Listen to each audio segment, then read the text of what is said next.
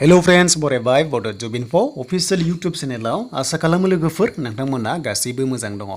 दा जोंहा एसएलआरसीनि Gr.3 Gr.4 नि रिजाल्टआ फैथारसिगोन बेनो जाबाय अक्ट'बराव। दा लोगोफोर अक्ट'बराव होगोन बेनो जाबाय दुर्गा फुजानि सिगां थ' नोंथांमोना रिजाल्टखौ मोनगोन देन बेनिफ्राय मोननै टाइपनि रिजाल्टआ फैगोन होनना बुंदों बेनो जाबाय Gr.3 एबा Gr.4 स' बिनिफ्राय फार्स्ट स्टेजआव मोनसे थागोन रिजाल्टआ देन सेकेन्ड स्टेजआव मोनसे थागोन रिजाल्टआ स' जायखिजाया अक्ट'बराव नोंथांमोना रिजाल्ट मोनसिगोन Gr.3 आरो Gr.4 दा जोबोर मोजां आपडेट स' नोंथांमोना जायफ्रा मोजाङै नाम्बार मोनदों स' नोंथांमोना प्रेक्टिस खालामखादो बेनो जाबाय स्किल टेस्ट एबा अरेल टेस्टनि थाखाय स' लोगोफोर अक्ट'बराव नोंथांमोना दुर्गा फुजानि खाथियाव मोनगोन होनना बुंदों आरो बेनिफ्राय स' नोंथांमोना उन एबा सिगांबो मोननो हागौ नाथाय अक्ट'बराव चान्सआ दंखायो। दा लोगोफोर नोंथांमोना अक्ट'बर जानाय लोगो लोगो नोंथांमोननि 1:2 रेशियोखौ लांसिगोन देन बेनिफ्राय स' नोंथांमोनाहाय रिजाल्टखौहाय मोननै रोखोमनि मोनगोननो दा बेयाव माया थाग्रोगोन मिथिया Gr.4 एबा Gr.3 थागोन बेखौ मिथिया नाथाय रिजाल्टआ फैसिगोन। दा बेवहाय 1:2 लांगोन नालाय देन बेनिफ्राय नोंथांमोनखौहाय स्किल टेस्ट एबा अरेल टेस्टखौ नोंथांमोनखौहाय लानाय जागोन नेक्स्टआव।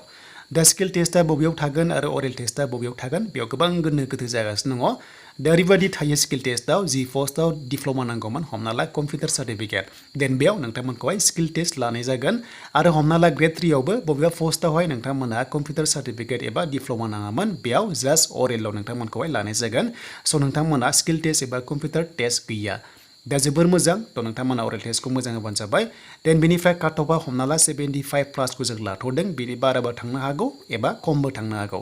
दा बारा थांनाय जाहोना बेनो हमना ला 80 एबा 85 जों लाबाय हमना ला कम्पिउटार सार्टिफिकेट एबा गैयियाव जों जास्ट बेबायदि हमनासो लाथ'दों बेनि उन सिगां थानो हागौ मानोना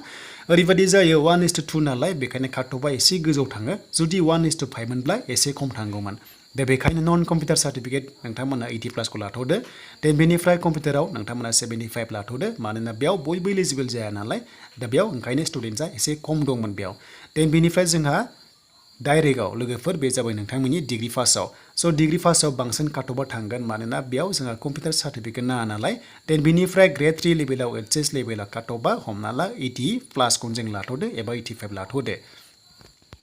दा बेखायनो एप्लाइ खालामनाय टाइमाव नोंथांमोना अपसन होदोंमोन केटेगरि वाइसआव जि पस्टआव डिप्ल'मा दं बे पस्टआव बयबो इलिजिबल जायाखै मेक्सिमाम बेखायनो बेनि लाइननि काट अफआ एसे खम थांगोन स' नोंथांमोना चान्सआ दङ आरो जेराव सिम्पल एबा डिग्री पास बेयाव काट अफआ गोजौ थाङो देन बेनिफ्राय HS पासआवबो काट अफआ गोजौ थांगोन मानोना बेयावबो 1:2 नालाय स' नोंथांमोनाहाय मोजां स्किल टेस्टखौ होबानो जाबाय। दा बेनो Gr.4 आव स्किल टेस्ट थागोन ना थाया स' नोंथांमोना अरेल टेस्ट थायो थ' नोंथांमोना अरेल टेस्ट होनांगोन दा बयबो थाखायो अरेल टेस्टआ बेयाव नोंथांमोना होनांगोन आरो बेयाव पास जाबा नोंथांमोना साख्रिखौ मोननाय जासिगोन देन बेनिफ्राय दान मोनसेनि उनावनो रिजाल्ट होगोन होनना बुंखादों नालाय स' नोंथांमोना अक्ट'बरावनो रिजाल्टखौ मोनगोन बेनिफ्राय स' नोंथांमोना नभेम्बर फार्स्ट उइकआव थ' नोंथांमोना स्किल टेस्टखौहाय होनो मोननायनि चान्सआ दङ आरो जायफ्रा स्किल टेस्टआव पास जाबाय स' नोंथांमोना साफा साख्रिखौ मोननाय जासिगोन। दा बेनि सोमोन्दै लोगोफोर बेनिफ्राय गाबोन मेम'रि बेस्ड एन्सार किस फैगोन बे जाबाय ड्राइभार पस्टनि।